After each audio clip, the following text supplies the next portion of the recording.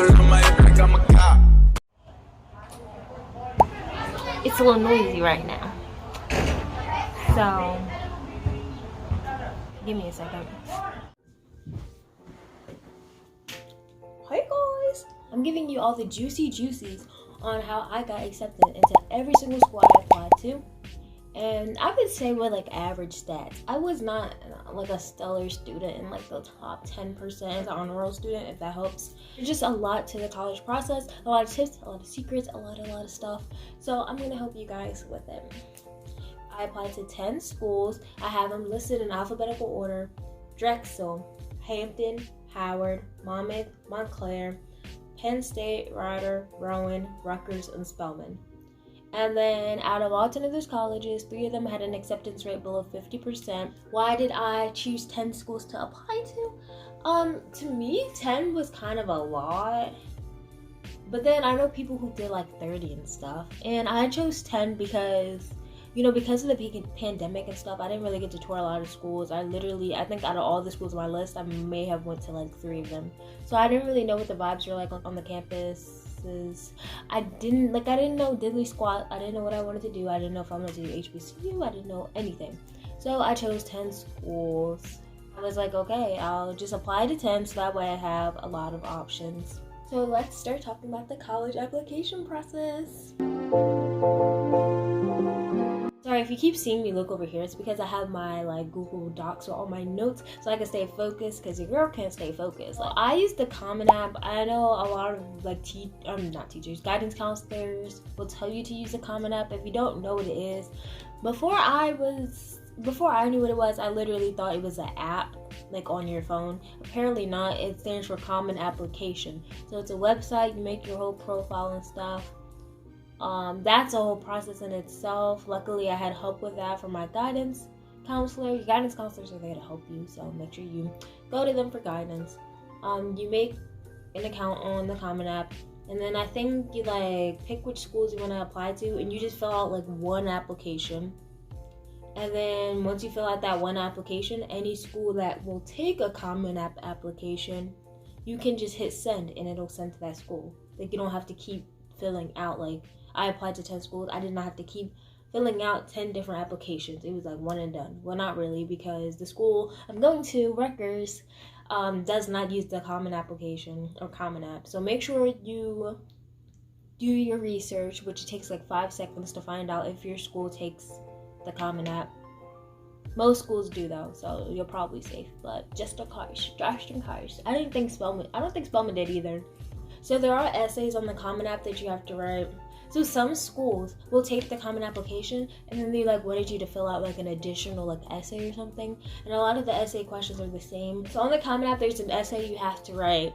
And there's like 8 different essay topics, and you're supposed to pick one and write like this long behind essay. And this is like the essay where people write about like, they get very vulnerable and they write like, essays about passings and hard stuff they dealt with. Just literally anything. It could be like something like that. It could be about ice cream, but like you somehow make it deep. Like something unique you just write an essay about that tells the college more about you. If you have students with like the same stats, that could be what word am I thinking of? Like, that could be the factor that like makes them choose person A over person B.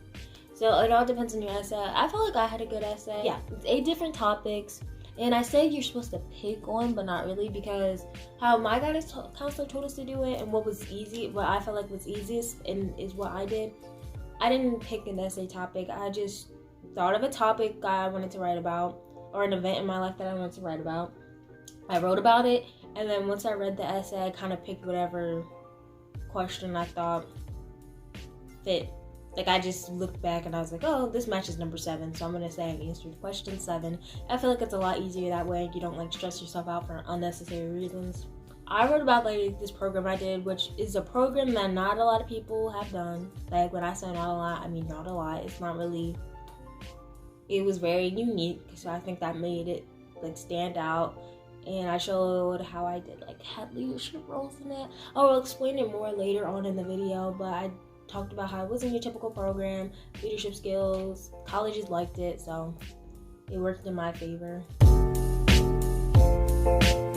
Now I'm going to tell you guys how to get into colleges, all the tips and stuff that even if you're an underclassman, this is going to definitely help you a lot if you're an underclassman. If you're a junior, I feel like it's not too late to start. Senior, you better get on this. So when I first joined high school, I knew that participation was a big deal, or is a big deal. So colleges and universities, basically, they don't like bland students. And here is what I mean by bland. They like students who are involved and active. They show consistency, you know? Like, by consistency, I mean they don't play a sport for 1 year and then just never do anything else again. Like, they want to see that you've done the sport all 4 years, or you've done this club all 4 years, or like 3 years, whatever. I just want to see things that make you unique. Like, what makes you stand out from the rest of the students who play soccer, you know? I'm going to tell you guys how I was not bland. So I got involved in my school literally the summer before my freshman year because I joined my school's field hockey team. I debated on not joining, which is a whole other story, but I ended up doing it.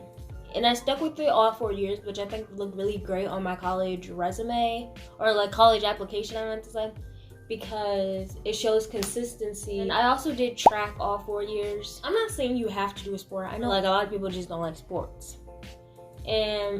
But I do think sports, it's like doing a sport is like one of the best ways to show colleges that you're able to balance school along with other activities, because sports, they're a commitment. Like, I'm not even kidding. I feel like my commitment to sports was way more challenging than like any club or activity I did, because it's just like you have practice and then you have games and then it's just so much. But I don't regret it.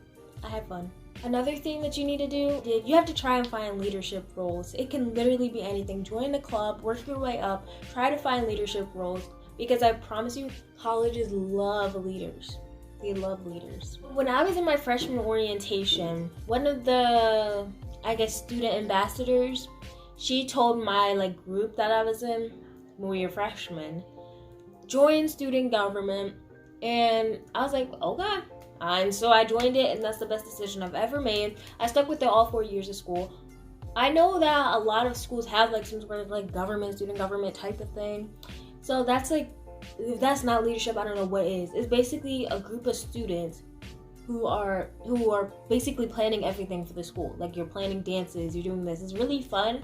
And you're the leaders of the school. And within student government are leadership positions. So not only are you being a leader by being in student government, but then there are also leadership positions. So you can be even higher up, and it looks so great. I think it's easiest to get leadership positions your freshman year. When I was a freshman, I became publicity senator. Yeah, it was just easiest. Could not get a leadership role after that year, but I didn't. And I put it on every single resume that I was publicity senator. Did I do anything? That's a different story, but yeah. And then also my school has something called a homeroom rep. So I did that 9th through 11th grade, because 12th grade this year, I was online the whole year, so couldn't really do it. But a homeroom representative is basically someone from student government. It's your job to update your homeroom on student government events. So I would be like, guys, make sure you get your dance tickets in. Guys, the student government votes are this week. Make sure you do this. Guys, the cafeteria wants you to recycle more. And I would just update my homeroom on events and stuff and hand out flyers. I was just that girl. You know, that teacher's pet? But that was my job, basically. So I did that, and I was kind of a leadership position. I was just really involved in my school. And honestly, not only did being really involved in my school help with my resume, and when it came to the college application time, when I was filling out that application, I had all the whole list of stuff I was in college. Is really, oh, sure. But it allowed me to also meet a lot of people, meet a lot of teachers and students, and that is great for, what's the word I'm thinking of? And I was able to meet so many people that I probably would have never talked to if I was not in this club or this sport. So I think the pros to being really involved in school is you form bonds with a lot of teachers and coaches and stuff, and they were able to write letters of recommendations for me, because Like, I earned a scholarship. It was a scholarship for like a varsity athlete. And since I played sports and I had like a good relationship with my coach, I asked him for a little English. I asked him for a little recommendation. He wrote it for me and got the scholarship. So yeah, I think it is really important to expand your bubble. Like, don't just like go to school just to go to school and then go home. If that makes sense. Like I said earlier, college is like unique students. So I hate to break it to you, but there are a lot of students in the United States who have honor roll status, who did 4 years of sports, who did some clubs. You know, there's a lot of that kind of student, the same thing. So you want to find something that also makes you unique. So in addition to all these other things. So for me, my unique thing, I participated in this event called Jabberwock Walk, and I just so happened to win it. Or I won. I was crowned Miss Jabberwock 2018. So y'all probably don't know what it is. I bet you 99% of the people watching don't know what it is. If you do, comment below. But it's basically an event. It was a scholarship fundraiser event, gala type of thing, hosted by the Delta Sigma Theta sorority. I think they do this, like all the Deltas do this, like all over the United States. I'm pretty sure. Don't even know. And it's just something I committed to and I excelled in. It was like a year-long event, and there was just a lot that went into it. A lot of planning, a lot of fundraising. You know, I had to go to these practices for the gala. We were dancing. We were doing talents, like dancing, singing, poetry, all of the things, guys, or the SAT workshops and all that stuff. And colleges liked it. They were like, man, that's different. Okay. And then she was crowned too. She came first place. Okay. So that was like my unique thing. And you know, I just talked about how in my essay, I talked about how I demonstrated leadership. And that was my unique thing. Finding something unique will make colleges want you because it makes you stand out from the crowd. So you want to find something like that. It does not have to necessarily be like that. I know, like, there's a great example of this. If you have like a YouTube channel and you're doing like really well on there, or if you have like a TikTok, I know a lot of like people like me are getting, not like me, like people my age and stuff, like just regular people on TikTok are getting like famous and like getting a following base. I know some people who do have like a really good following base. I feel like telling colleges about that and like twisting it, not twisting it, but kind of making it like, you know, I have a following on social media and I use this platform to do this, and this. Colleges like to see stuff that make you different. So like if you like to bake, if you have your own baking business, talk about that. You make treats and stuff, talk about that. Like if you, on the side, if you like train kids in soccer, talk about that. Colleges love to see it. Participating in clubs and activities that also selected you also looks hecka good. Make sure you specify that you were selected. So some examples of clubs that have to be selected to be in and are also clubs that I did. National Honor Society, I was selected, I applied, and then they selected me after I applied. But I'm pretty sure your school will probably have an NHS chapter. It looks really good. Colleges love NHS students. And I also did a program called New Jersey Girls State. So Girls State is basically, we build a government from the ground up, and it's a bunch of girls in the state from different schools. We all come together. I had to do mine virtually this year, or last year, but it's usually in person, and it's a lot more fun that way. My sister did it in person. You stay overnight in like this college campus type thing, and I think you stay there for like a week, and it's supposed to be really fun, meet a lot of people. But it was still pretty fun, and that honestly looks really good on resumes.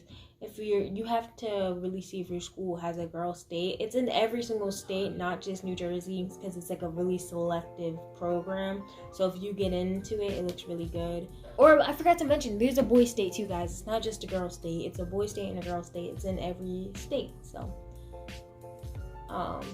there's actually, wait, I forgot to tell you guys this.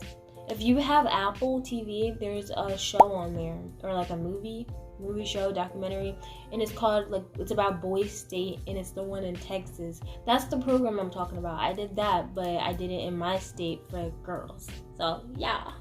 So I briefly touched on some of the programs I did, some of the sports, clubs, and activities, but in the next slide I'm gonna just have like a whole list so you guys can see it, because honestly it's a lot to talk about each and every single one.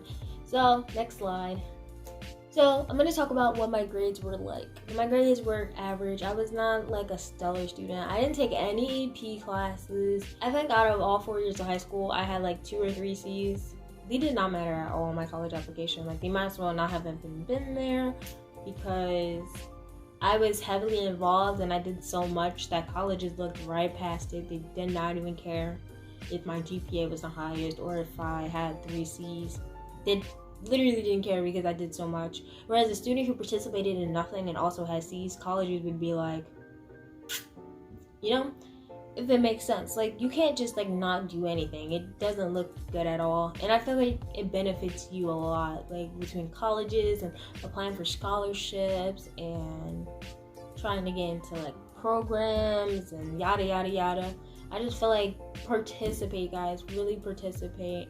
And it even helps you like meet so many people. So I did take challenging courses. By challenging, I mean honors. I took honors classes, and it shows taking on like challenging courses show colleges that you're willing to challenge yourself. So try and take some honors and APs, even though I did not take APs and I probably look like a hypocrite. It'll also help you boost your GPA, because if you didn't know this, in a B in a CP class, or that's what my school calls them, CP, college prep, which is like our normal level classes. A B in a CP class versus a B in an honors class way differently. A B in the honors class is like an A, whereas a B in the CP class is a B. And I took so many honors classes my senior year, and my GPA boosted heavily, because those C's kind of tanked me down a bit. I'm not gonna lie, those C's tanked me down. But I feel like the jump I was able to make by taking so many honors classes was insane. But yeah, that's pretty much it. This is how you finesse the college system, guys. If I just had to sum this whole video up, definitely participate in as much as you can. Just find clubs and stuff that your school has. Try to get into clubs that, or like programs that select you, like NHS, Girls State. So make sure you try and get into some selected programs. Find something unique about yourself that you can show colleges. Use the common application. Maintain good grades. Take challenging courses. And that's all I have for you guys today. So I hope you really liked this video. Give it a thumbs up if you did. Make sure to subscribe. It's the red button down there. Just, tap it. That's all. Oh yeah, turn on post notifications. That's always good. And I'll see you guys in the next video. Yeah. Bye. Happy, y'all.